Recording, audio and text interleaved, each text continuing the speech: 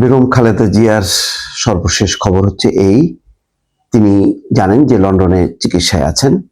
সর্বশেষ খবর হচ্ছে খালেদা জিয়া তারেকের বাসায় ফিরতে পারেন শুক্রবার। আমার দেশ এই খবরটি দিয়েছে, তারেক রহমানের বাসায় ফিরতে পারেন শুক্রবার। তার মানে আগামীকালই তিনি ফিরতে পারেন এমন একটি সম্ভাবনার কথা বলা হয়েছে। তিনি তারেক রহমানের বাসায় থেকেই চিকিৎসা নেবেন। বৃহস্পতিবার আরেকটি মেডিকেল বোর্ডের সিদ্ধান্তের অপেক্ষায় রয়েছে সাবেক প্রধানমন্ত্রী এবং বিএনপির চেয়ারপারসন বেগম খালেদা জিয়ার পরিবার।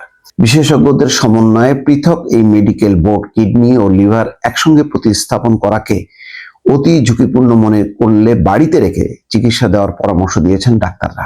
অর্থাৎ কিডনি এবং লিভার একসঙ্গে প্রতিস্থাপন করাটাকে অত্যন্ত ঝুঁকিপূর্ণ মনে করছে। সুতরাং বেগম খালেদা জিয়ার বয়স, স্বাস্থ্য সব মিলিয়ে তাদের সিদ্ধান্ত যে এই প্রতিস্থাপনের কাজটি করা যাবে না।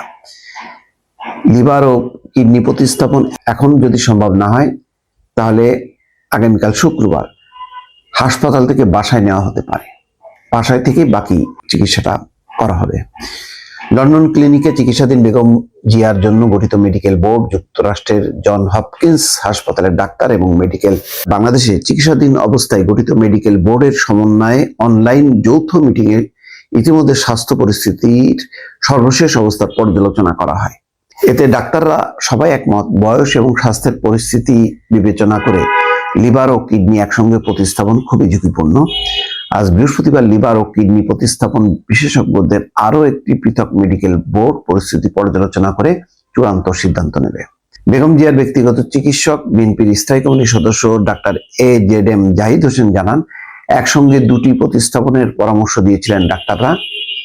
একসঙ্গে কিডনি ও লিভার এই বয়সে এবং শারীরিক পরিস্থিতিতে প্রতিস্থাপন করে কতটা স্বাভাবিক জীবনে ফিরতে পারেন, নাকি বর্তমান অবস্থায় চিকিৎসা দিয়ে ভালো রাখা যায়, এটা নিয়ে ভাবছেন। অর্থাৎ এখন যে অবস্থায় আছেন সেই অবস্থায় তার স্বাস্থ্যের অবস্থাটা আস্তে আস্তে ভালো করা যায় কিনা, এই দুটি হচ্ছে তাদের বিবেচনা। অর্থাৎ যদি লিভার এবং কিডনি প্রতিস্থাপন করা হয়, তখন যে ঝুঁকিটা তৈরি হবে, সেই ঝুঁকির তুলনায় এখন যেই অবস্থায় আছেন সেই অবস্থাটা তুলনামূলক ভালো, এই বিবেচনাটা তারা করছেন।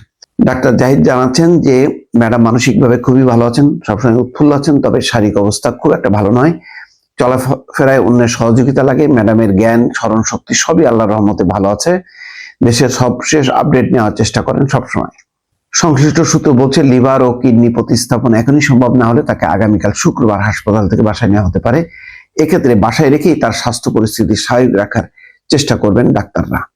সাবেক প্রধানমন্ত্রী বেগম খালেদা জিয়াকে বিদেশি উন্নত চিকিৎসার জন্য দীর্ঘদিন থেকে পরামর্শ দিয়ে আসছিলেন বাংলাদেশের মেডিকেল বোর্ড, কিন্তু শেখ হাসিনার সরকার তাকে উন্নত চিকিৎসার জন্য বিদেশে যাওয়া থেকে নানা ভাবে বিরত রাখে। নানা রকম বিধি বিধান, আইন, এই সমস্তগুলো তারা প্রকাশ করেছেন এবং আসলে দিতে চায় না। এটা শেখ হাসিনার একটা মন্তব্যই ছিল যে প্রতিদিনই তো শুনি মরে মরে, মরে তো না। এই ছিল আসলে শেখ হাসিনার মনোভাব।